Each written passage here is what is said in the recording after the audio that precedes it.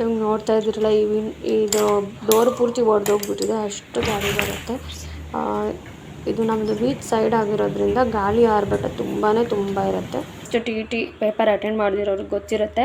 ಹಾಗಾಗಿ ಅದನ್ನು ಎಲ್ಲ ನಾನು ನೋಟ್ಸ್ ಮಾಡಿ ಇಟ್ಕೊಂಡಿದ್ದೀನಿ. ಇದು ಫುಲ್ಲು ಮುಗ್ದಿದೆ. ಇದು ಫಿಸಿಕ್ಸು ಪೂರ್ತಿ ಮುಗ್ದಿದೆ ನೋಡಿ. ಈ ಥರ ಟೆಕ್ಸ್ಟ್ ಬುಕ್ಸ್, ಈ ಥರ ನೋಟ್ಸ್ಗಳೇ ನನ್ನ ಹತ್ರ ಒಂದು 5-6 ಇದೆ. ಇದೊಂದು ಈಗ ಲಾಸ್ಟ್ ಸ್ಟಾರ್ಟ್ ಮಾಡಿದೆ ಅಷ್ಟೇ, ಮುಗಿಲಿಲ್ಲ. ಇದು ಅಷ್ಟೇ ಸೈನ್ಸ್ ಕ್ವಶನ್ ಬ್ಯಾಂಕ್. ಇದು ನೋಡಿ, ಸೈನ್ಸ್ ಕ್ವಶನ್ ಬ್ಯಾಂಕ್ಸು. ಯಾವುದು ಟೆಟ್ ಫಸ್ಟ್ ಪೇಪರು ಕ್ಲಿಯರ್ ಮಾಡ್ಕೊತಾನೆ ಬಂದಿದ್ದಾರೆ, ಅವ್ರಿಗೆ ಇನ್ನೆಷ್ಟು ಕಷ್ಟ ಆಗುತ್ತೆ ಅಲ್ವಾ. ನನಗೆ ಅದನ್ನು ಯೋಚನೆ ಮಾಡ್ತಾಯಿದ್ರೆ ಎಷ್ಟು ಅಂತ ಕೆಟ್ಟ ವ್ಯವಸ್ಥೆಯಲ್ಲಿ ಇದ್ದೀವಿ ನಾವು ಅಂತ ಅನಿಸುತ್ತೆ. ಇವಾಗ ನೋಡಿ, ನಂದು 2022 72% ಆಗಿತ್ತು GPT ಎಕ್ಸಾಮಲ್ಲಿ. ಅಂದರೆ 289 ಮಾರ್ಕ್ಸ್ ಆಗಿತ್ತು. ನನ್ನ ಕಣ್ಣೆದ್ರಿಗೆ 279.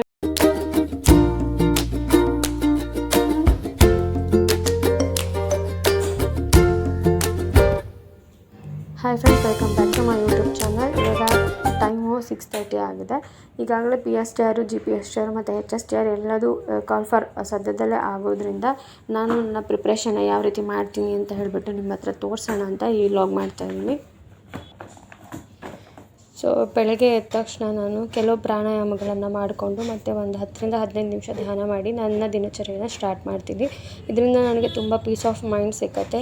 ಮತ್ತು ಏನಂದರೆ ಇದು ಕಪಾಲಭಾತಿ ಅಂತ ಈ ಪ್ರಾಣಾಯಾಮ ಮಾಡೋದ್ರಿಂದ ಕೆಲವರೆಲ್ಲ ಹೇಳ್ತಾರೆ ಕಾನ್ಸಂಟ್ರೇಷನ್ ಜಾಸ್ತಿ ಆಗುತ್ತೆ ಅಂತ. ನನಗೂ ಕೂಡ ಕಾನ್ಸಂಟ್ರೇಷನ್ ಎಲ್ಲ ಜಾಸ್ತಿ ಆಗ್ತಾಯಿದೆ. ಜೊತೆಗೆ ಹೊಟ್ಟೆ ಕೆಳಗೇನು ಬೊಜ್ಜಿರುತ್ತೆ ಅದು ಕರೆಕ್ಟಾಗಿ ಬರ್ತಾಯಿದೆ. ಸೊ ಯಾರೆಲ್ಲ ಹೌಸ್ ವೈಫ್ ಇದ್ದೀರಾ, ಅವ್ರ ಬಗ್ಗೆ ಅವ್ರು ಕೇರ್ ಮಾಡ್ಕೊಳಕ್ಕಾಗಲ್ಲ, ವಾಕ್ ಮಾಡೋಕ್ಕಾಗಲ್ಲ ಅನ್ನೋರು ಇದನ್ನು ಮಾಡ್ಕೊಳ್ಬೋದು. ಈಗ ಯೂಟ್ಯೂಬಲ್ಲಿ ಬಹಳಷ್ಟು ವೀಡಿಯೋಸು ಪ್ರಾಣಾಯಾಮಕ್ಕೆ ಸಂಬಂಧಪಟ್ಟಂಗೆ ಇದೆ. ಅದನ್ನು ನಮ್ಮ ದಿನಚರಿಯಲ್ಲಿ ರೂಢಿಸ್ಕೊಳ್ಳೋದ್ರಿಂದ ತುಂಬ ಹೆಲ್ತ್ ಬೆನಿಫಿಟ್ಸ್ ಜಾಸ್ತಿ ಇರುತ್ತೆ. ಹಾಗಾಗಿ ನೀವು ಕೂಡ ಟ್ರೈ ಮಾಡಿ. ಈಗ 2 to 3 ಇಯರ್ಸ್ ಆಯಿತು ನಾನು ಇದೆಲ್ಲ ಆಸನಗಳನ್ನು ಮಾಡ್ತಾ. ನಾನಂದರೆ ಏನು ಸೂರ್ಯ ನಮಸ್ಕಾರ ಒಂದು ಮಾಡ್ತೀನಿ, ಬಿಟ್ಟರೆ ಈ ಪ್ರಾಣಾಯಾಮಗಳ 3 ರೀತಿ ಪ್ರಾಣಾಯಾಮನ ಮಾಡ್ತೀನಿ. ಇದು ಮಾಡೋದ್ರಿಂದ ಏನಂತ ಹೇಳಿದರೆ, ಒಂದು ದಿನ ಮಾಡಲಿಲ್ಲ ಅಂದರೆ ಕೋಪ ಜಾಸ್ತಿ ಆಗೋದು, ರೇಗಾಡೋದು ಈ ರೀತಿ ಎಲ್ಲ ತುಂಬ ಆಗ್ತದೆ.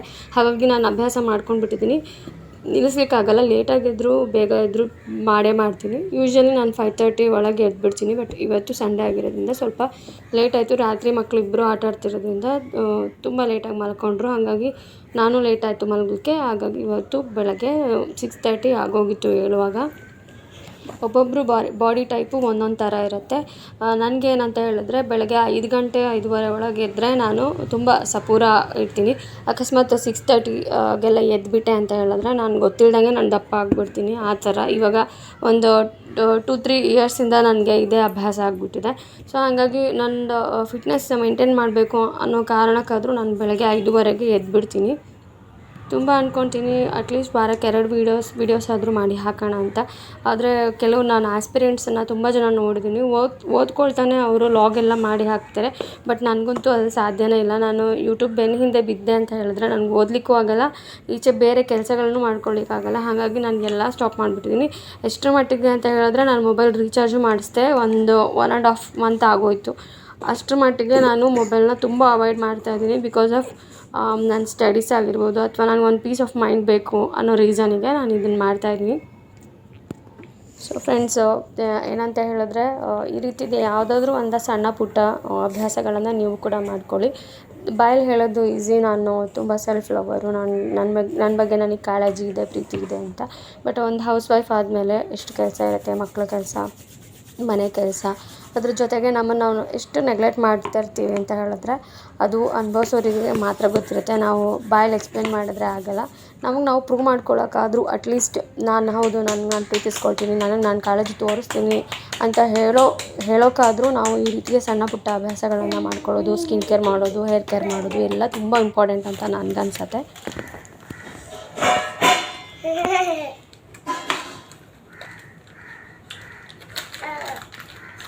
ಸೊ ನಾನು ಕೂಡ PSTR ಅಭ್ಯರ್ಥಿ.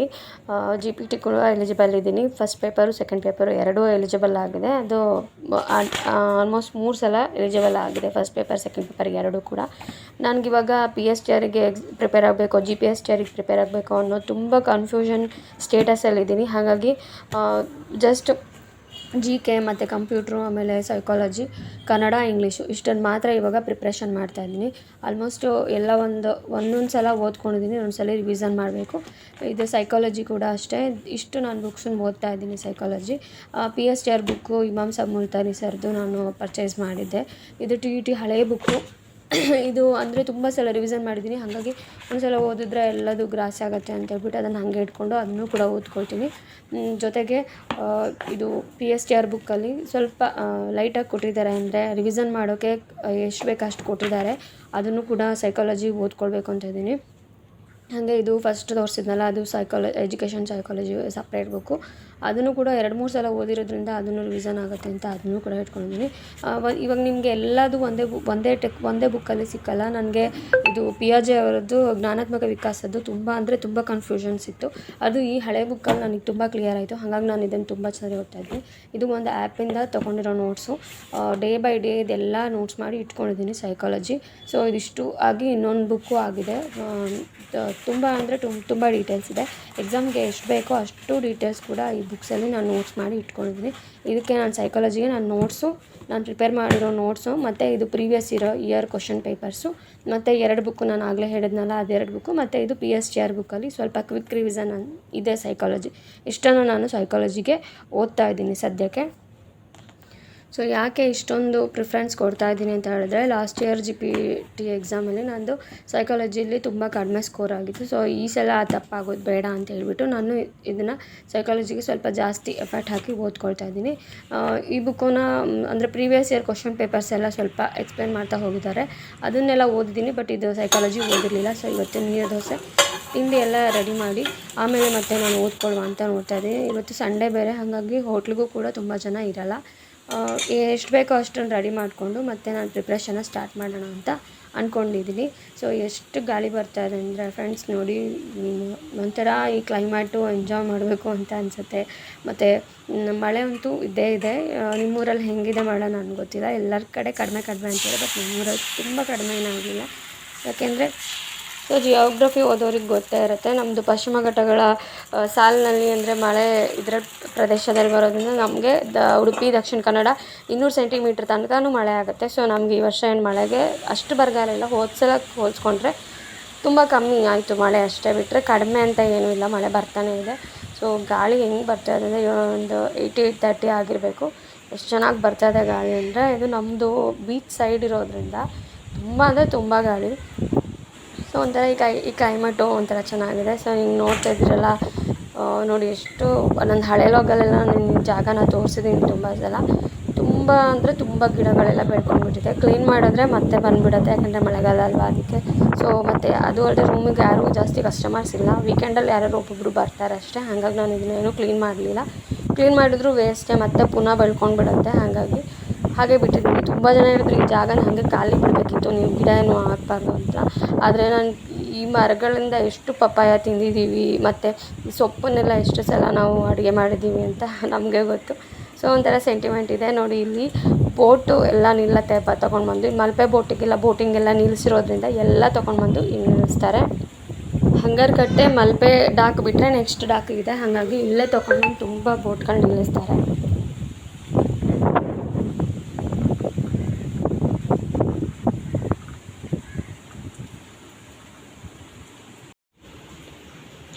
ಸೊ ಇವಾಗಲೂ ನೋಡ್ತಾ ಇದ್ದೀರಲ್ಲ, ಇದು ಎಷ್ಟು ಮುರಿದೋಗಿದೆ ನೋಡಿ ಗಾಳಿಗೆ. ಪೂರ ಮುರಿದೋಗ್ಬಿಟ್ಟಿದೆ, ಅಷ್ಟು ಗಾಳಿ ಇರುತ್ತೆ ಇಲ್ಲಿ.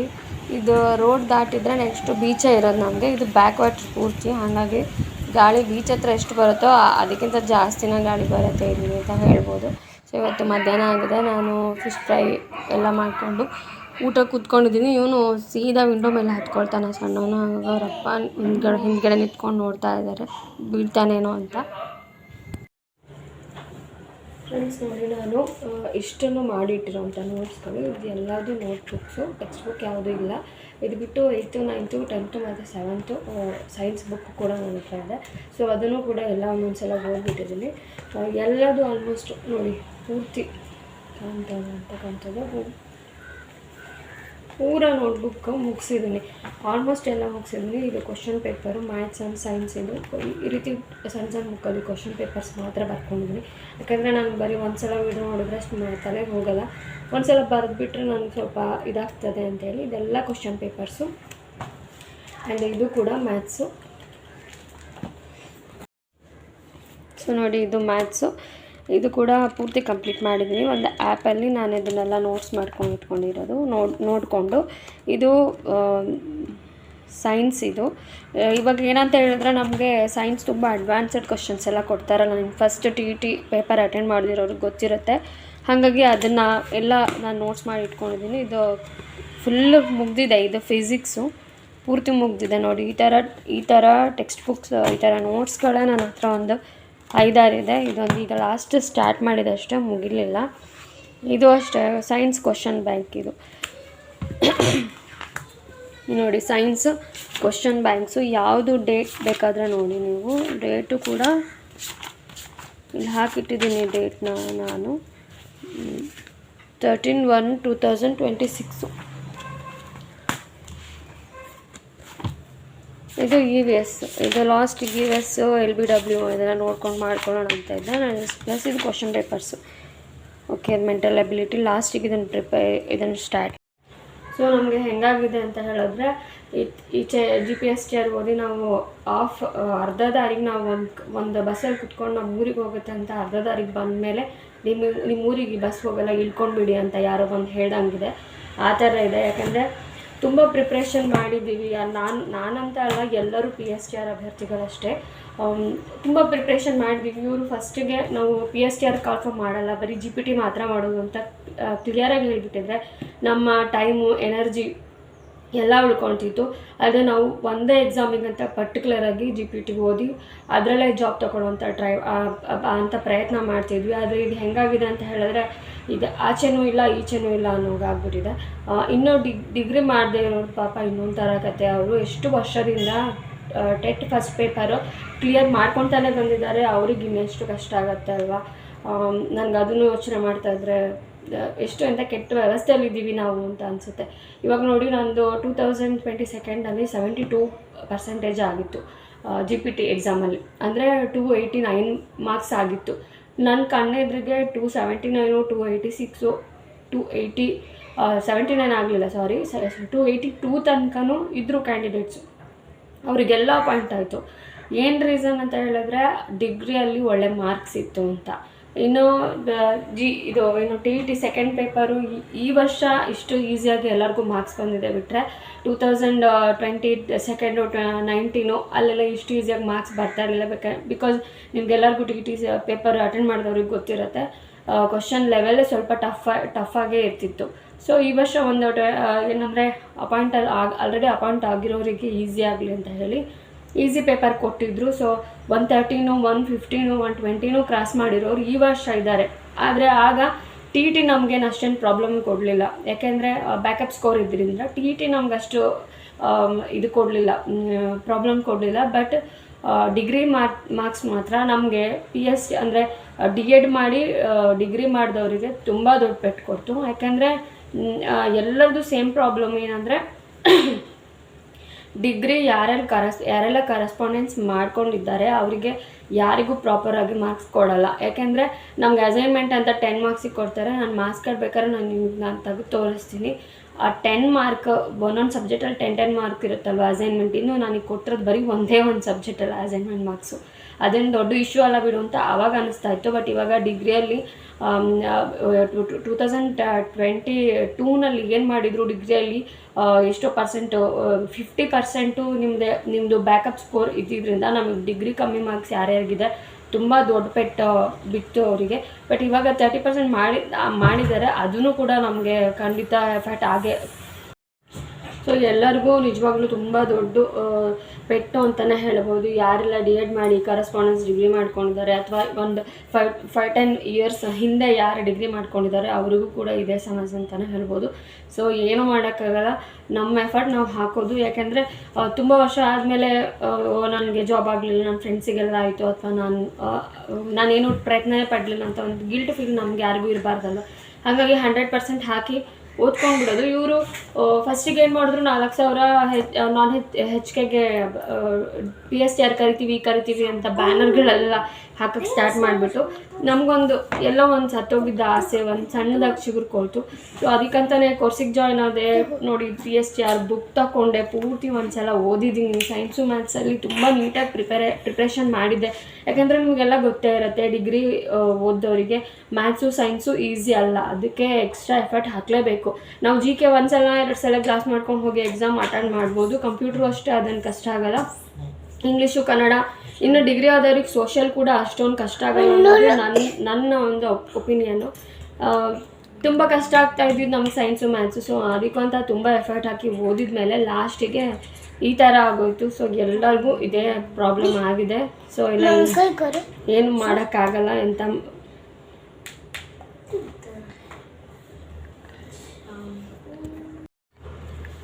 ಸಮಸ್ಯೆಗಳನ್ನೇ ಮೆಟ್ಲು ಅಂತ ನಾವೆಲ್ಲರೂ ಚೆನ್ನಾಗಿ ಓದ್ಕೊಳ್ಳೋಣ ಅಂತ ಹೇಳ್ತಾ, ಇವಾಗ ನನ್ನ ಮನಸ್ಸಲ್ಲಿ ಏನಿದೆ ಅಂತ ಹೇಳಿದ್ರೆ, ನಾನು ಕಾಲ್ಫರ್ ಆಗೋ ತನಕ ಸೋಷಿಯಲ್ ನಾನು ಮುಟ್ಟಲ್ಲ. ಕಾಲ್ಫರ್ ಆದಮೇಲೆ ನಾನು ಸೋಷಿಯಲ್ ಓದ್ಕೊಳ್ಳೋದು. ಅಲ್ಲಿ ತನಕ ಬೇರೆ ನನ್ನ ಸಬ್ಜೆಕ್ಟ್ಸ್ ಇದೆ, ಅದನ್ನು 100% ಕವರ್ ಮಾಡ್ಕೊಳ್ಳೋಣ. ಒಂದು 2-3 ಸಲ ರಿವಿಸನ್ನು ಮಾಡ್ಕೊಂಡ್ಬಿಡೋಣ ಅಂತ ಅಂದ್ಕೊಂಡಿದ್ದೀನಿ. ಆ್ಯಂಡ್ ಬರೀ 100 ಪೋಸ್ಟು ನಾನ್ HKಗೆ ಅಂತ ಹೇಳಿದ್ದಾರೆ. ಆ 100 ಪೋಸ್ಟಲ್ಲಿ ಏನಂತ ಕಾಂಪಿಟೇಷನ್ ಕೊಡೋದು ನೀವೇ ಹೇಳಿ. ಈಗ ಒಂದೊಂದು ಡಿಸ್ಟ್ರಿಕ್ಕಿಗೆ ಕರೆಕ್ಟಾಗಿ 20 ಪೋಸ್ಟು ಬರೋಲ್ಲ. ಆ್ಯಂಡ್ ಕ್ಯಾಟಗರಿ ವೈಸು ನೋಡಿದ್ರೆ ನಮಗೆ 1 ಪೋಸ್ಟು ಸಿಕ್ಕತ್ತೋ ಇಲ್ಲ ಗೊತ್ತಿಲ್ಲ. ಎಲ್ಲರೂ ಜನರಲ್ ಕ್ಯಾಂಡಿಡೇಟಿಗೆ ನಾವು ಫೈಟ್ ಮಾಡಬೇಕು ಅಂತ ಅನಿಸುತ್ತೆ PSTR. ಅದಕ್ಕೆ GPTಗೆ ಓದೋಣ ಅಂತ ಒಂದ್ಸರಿ ಅನಿಸುತ್ತೆ, ಇನ್ನೊಂದ್ಸರಿ ಅನಿಸುತ್ತೆ PSTR ಕಾಲ್ಫರ್ ಅದೇ ತುಂಬ ದಿನ ಆಯಿತು, ಮೇ ಬಿ ಕಾಂಪಿಟೇಷನಲ್ಲಿ ಕಡಿಮೆ ಇರ್ಬೋದು ಅಂತ. ಸೊ ಗೋಡೆ ಮೇಲೆ ದೀಪ ಇಟ್ಟಂಗೆ ಆಗಿದೆ ನಮ್ಮ ಲೈಫು. ಮೀನ್ಸ್ ಯಾವ ಆ್ಯಪ್ ನೋಡಿಕೊಂಡು ಪ್ರಿಪ್ರೇಷನ್ ಮಾಡಿದೆ ಅಂತ ನಾನು ನಿಮ್ಮ ಹತ್ರ ಇದೇ ವಿಡಿಯೋದಲ್ಲಿ ಶೇರ್ ಮಾಡಿದ್ರೆ ವಿಡಿಯೋ ತುಂಬ ಲೆಂತಿ ಆಗೋಗುತ್ತೆ. ಹಾಗಾಗಿ ನಾನು ನೆಕ್ಸ್ಟ್ ವಿಡಿಯೋದಲ್ಲಿ ನಾನು ಯಾವ ಆ್ಯಪ್ ನೋಡಿಕೊಂಡು ಪ್ರಿಪ್ರೇಷನ್ ಮಾಡಿಕೊಂಡೆ ಅಂತ ನಾನು ಹೇಳ್ತೀನಿ. 100% ಎಲ್ಲರೂ ಒಂದು ಹೋಪ್ ಇಟ್ಕೊಂಡು ಓದ್ಕೊಳ್ಳಿ ಅಂತ ಹೇಳ್ತಾ ನೆಕ್ಸ್ಟ್ ವಿಡಿಯೋದಲ್ಲಿ ಸಿಗ್ತೀನಿ. ಅಲ್ಲಿ ತನಕ ಟೇಕ್ ಕೇರ್, ಬಾಯ್.